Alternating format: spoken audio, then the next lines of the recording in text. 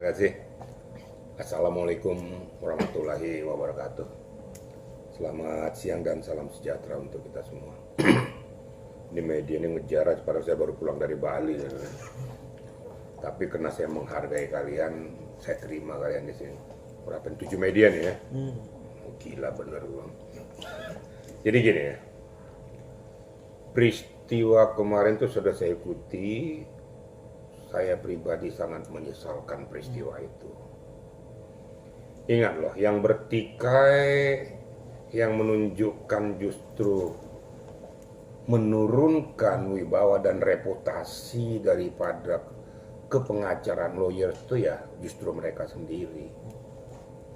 Katanya orang intelek, tapi kok caranya cara barbar, cara preman.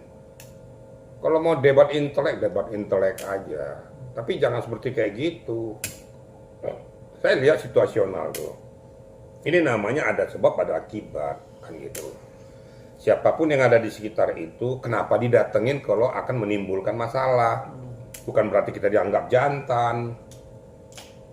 Tapi kita meminimize supaya jangan terjadi persoalan baru. Ini saya katakan tuh, mengalah untuk menang tuh kan nggak salah. Jangan menunjukkan gue loh, gue kesatria nih. Gue nggak takut, nggak usah lah, sudahlah. Untuk apa kayak gitu. Nah, akibatnya terjadi seperti ini.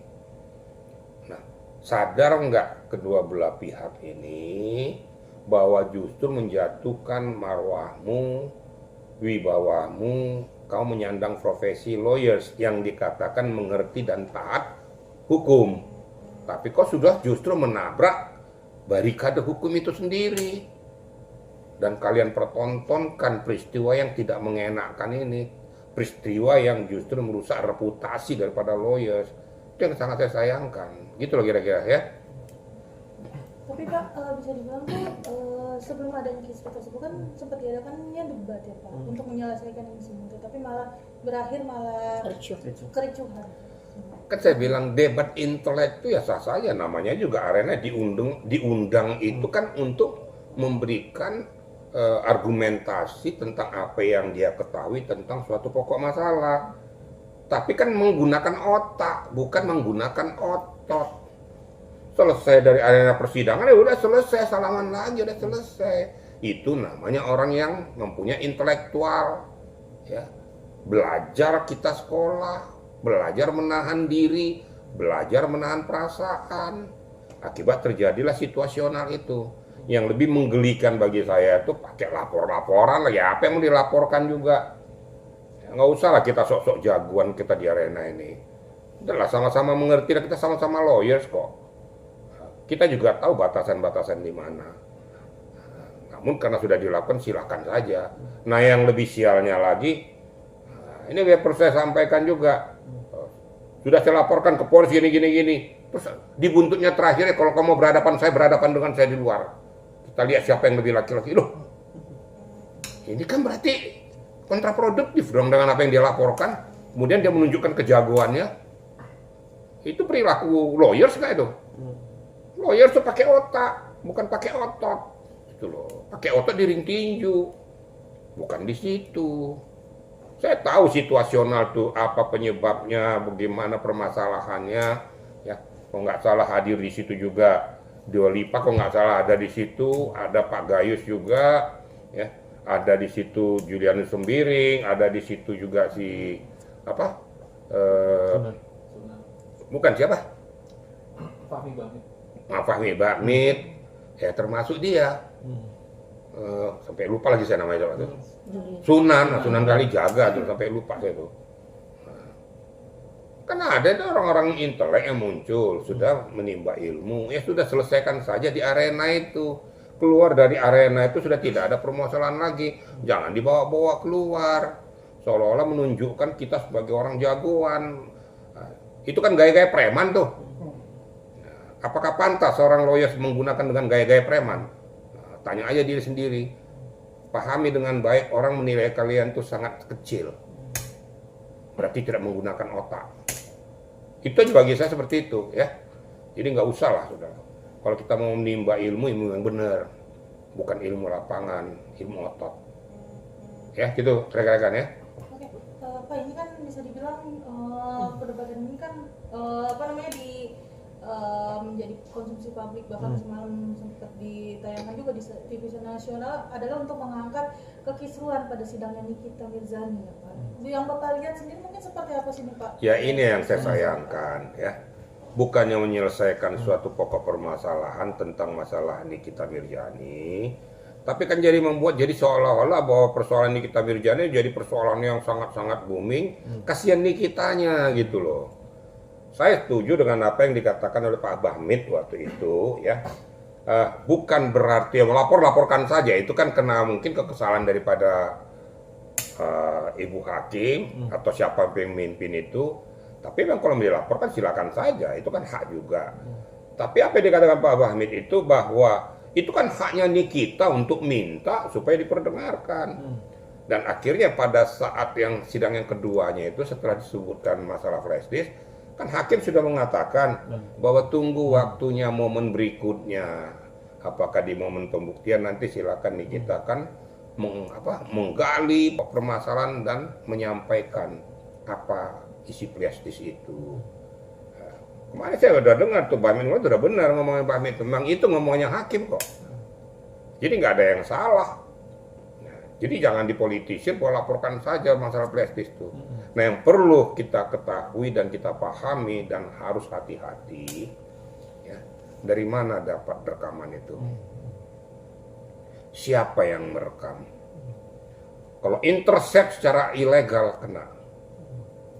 Sudah ada contoh Yoke itu intercept secara ilegal, kemudian mempublikasikan ke media itu kena, masuk kan dia sekarang di Salemba. Dan pada saat saya ke Salemba saya katakan, dia tanya Om saya salah nggak? Salah, langsung saya gituin aja. Walaupun dia minta saya datang untuk berkunjung ke sana, tapi saya katakan kamu salah. Itu kalau seorang lawyer itu jangan dia salah kok bener-benerin. Kalau salah katakan salah, tapi bagaimana jalan keluarnya supaya salah ini jadi benar, itu yang dicari. Saya sampaikan, kamu menyampaikan permohonan maaf ke Dewan Majelis Hakim karena ketidaktahuanmu, dan kamu juga kepada JPU, pada penyidik menyampaikan itu, dan tidak salah juga menyampaikan ke pihak si pelapor. Kalau nggak salah pelapornya itu Fitri ya, ya minta permohonan maaf, memang kamu salah nggak boleh. Nah harusnya begitu, jangan gara-gara gue demen sama seorang tuh salah pun saya bela-belain aja, kagak. Itu namanya fans buta namanya itu. Makanya berkali-kali saya kata jangan fans buta. Fans buta itu tidak mendidik. Hanya keinginanmu aja karena kau suka sama melihat tampangnya kali, udah apakah cantik kali, salah pun kau bilangnya benar. Nah, saya udah korban kok, dibilang pagi ini tempe besok kacang goreng katanya kan. Ya kalau depan salah seseorang saya katakan salah, benar saya katakan benar.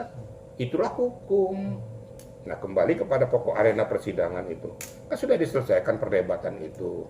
Ya, pada saat berdebat antara Sunan dengan Sembiring, sudah dilakukan silakan saja. Kemudian Deolipa juga menyampaikan pendapatnya, walaupun pendapat itu ada yang benar, ada yang menurut hemat saya nggak benar.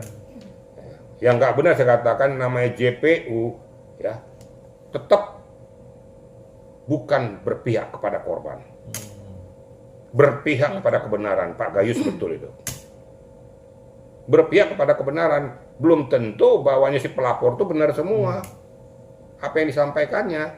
Dan ada loh JPU minta supaya divonis bebas, ada loh, karena tidak sesuai dengan fakta. Itu yang saya katakan, JPU yang independen, dia berpihak pada kebenaran. Jadi salah kalau dibilang tuh untuk menuntut itu dua macam, menuntut sesuai dengan akidah hukum, sesuai dengan perbuatannya, sesuai dengan apa isi BHP dan benar faktanya. Satu yang menuntut bahwa menurut analisa daripada JPU ini kayaknya nggak cocok, nggak ini. Akhirnya dilakukanlah menuntut supaya dituntut bebas. Jadi jangan salah gitu loh. Tapi yang kedua yang disampaikan oleh Deol itu betul. Yang satu itu saya koreksi. Gak benar, apa yang dikatakan Pak Gayus benar.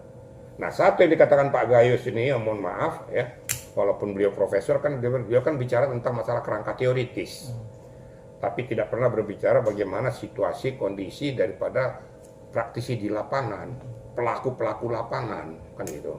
Dia dikatakan bahwa tidak ada ketentuan peraturan yang mengatur itu tentang masalah penggunaan rompi tahanan dan penggunaan borgol. Ingat, itu SOP sudah berlaku internasional dan berlaku dan sah secara hukum dan dituangkan juga baik di kejaksaan maupun di kepolisian maupun di KPK.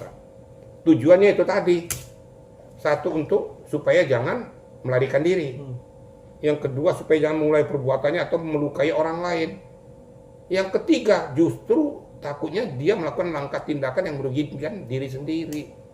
Untuk meminimais ini makanya dilakukan itu SOP itu supaya jangan timbul masalah baru. Kalau masalah rompi itu untuk membedakan dia dengan orang lain, orang umum. Kemudian ini tahanan daripada kejaksaan bentuknya seperti ini. Oh, ini sekarang kejaksaan nih. Ini tahanan daripada kepolisian, ini tahanan KPK. Nah, dengan umum kan berbeda deh. Nah, berarti dia memang statusnya sebagai tahanan. Jadi itu SOP berlaku sah.